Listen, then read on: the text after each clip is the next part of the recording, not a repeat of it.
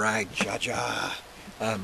Segueing. Well, I guess I already segued, but continuing the segue. Hey, I'll put my new hat on, man. Check this out. Huh? Yeah, yeah. Um,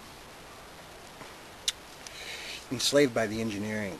With the proviso on that I stated earlier on my concept of slavery.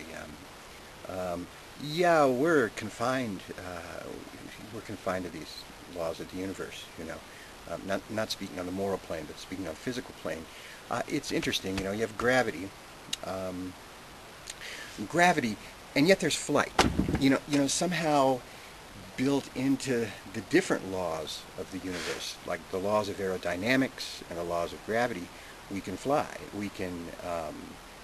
Uh, it's not freeing ourselves from the law of gravity. It's it's somehow balancing the laws and creating a type of limited freedom. Without um, without the limiting forces of the laws of the physical universe, um, we we wouldn't be able to we wouldn't be able to do anything. I mean, if there's no friction, everything slides, and nothing will hold its place. If there's no gravity, we just float off into nothingness, or we just shoot and keep going, and there's no stop. So the strangely enough, the laws that limit us also create our freedom. In a sense, our confinement is essential to our freedom. And you know, maybe because there's a balance of opposites somehow involved. I'm not sure, but freedom doesn't exist without some form of confinement, and confinement doesn't exist without some concept of freedom. And I continually bounce between polar opposites in my thinking. Our thinking is sort of limited by these polar opposites. Um, there's talk of transcending them. I don't know how you transcend them, but in any event, I can feel these limits as I bounce back and forth between them. Um, Kind of drives me crazy, but that's the way it goes. Um, so, um, so God is a dictator. Now, the physical realm is easy for me to understand. The moral realm, of course, it's interesting. There's a delayed effect in the moral realm. If there is any ultimate justice, and here I assume is where the concept of the day of judgment comes in. That there is this sort of deferral, which is nice. It gives you a chance to mend your ways, huh? That's gracious. Uh, uh, yes, we're confined. We're limited. You spoke quite a bit about infinite attributes. Not giving God an image. I think that's entirely proper. I think that's the best way. Uh, that keeps our thinking free. I agree with you completely. Um, it's it's funny because we attempt to grasp things, and of course, as soon as we grasp onto something, it eludes us, as well it should. I saw there's a beautiful mathematical proof, very very brief, in set theory, that I was stunned. I stumbled across it at 17 years of age, and it completely stunned me. But it's a proof that shows that no matter how you define the universe, no matter what the universe is, there is always something outside of it. So what this sort of means to me is that as soon as I think that I have grasped the universe, that I basically have a hold on the universe, already it has escaped my grasp, and gone beyond. It continue in this sort of, I don't know if it's expansion or not, but there's no way to grasp the entire universe. Um, um, this is a real interesting point you put about you made about material justifications on religious issues, that those will not survive time. They'll eventually die out and lose their justification, and that only spiritual justifications will survive. I agree completely. That's great. Um, the pig. I had some friends who had a pig, and one of them may be watching this video now. Hey, Steve. Hey, Gail.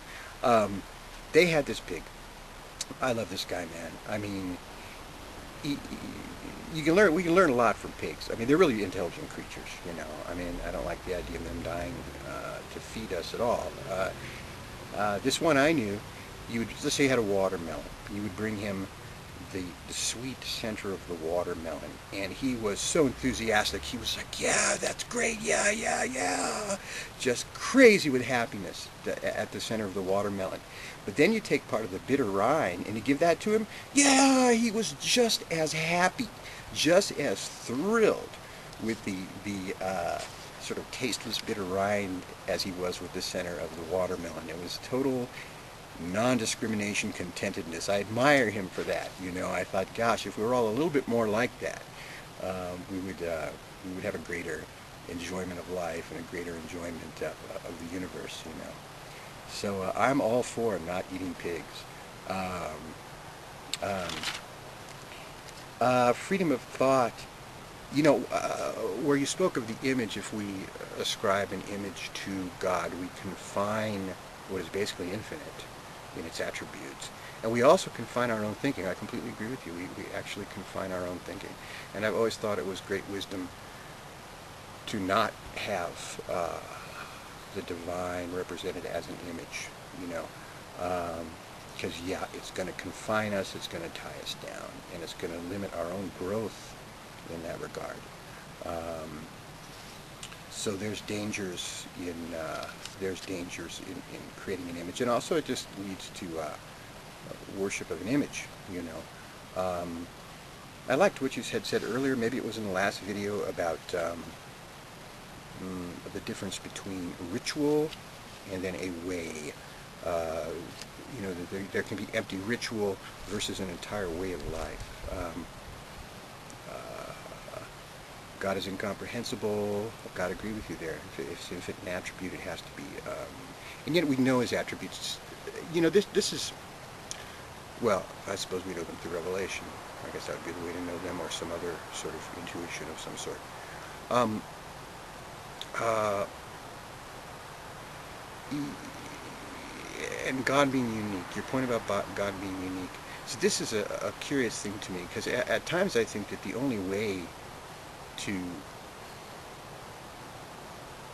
well, this is not a total comprehensive statement. I'm just taking a shot with a bow and arrow, but in a way, we have to define God as what God is not.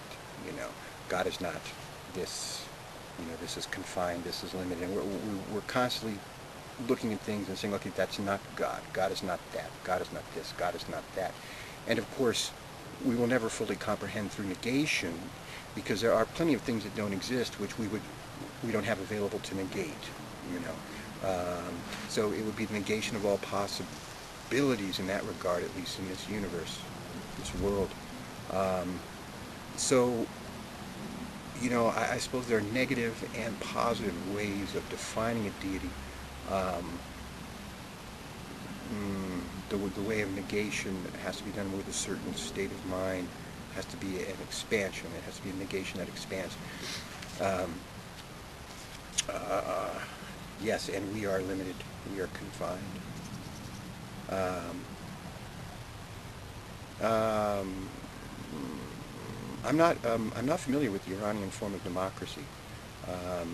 I'll take your word that is in the Islamic world, for the most part, people, with rare exception, always choose the proper spiritual leader. I'll take your word on that. I don't know. You know, it reminds me, though, of the difference. What I think of the difference between power and influence. They can both be seductive, and you know, we're flawed creatures. And I mean, you know, the American system of check and balances really sort of admits that power does tend to corrupt humans. It's one of our imperfections. We're corruptible by power. Influence is different than power,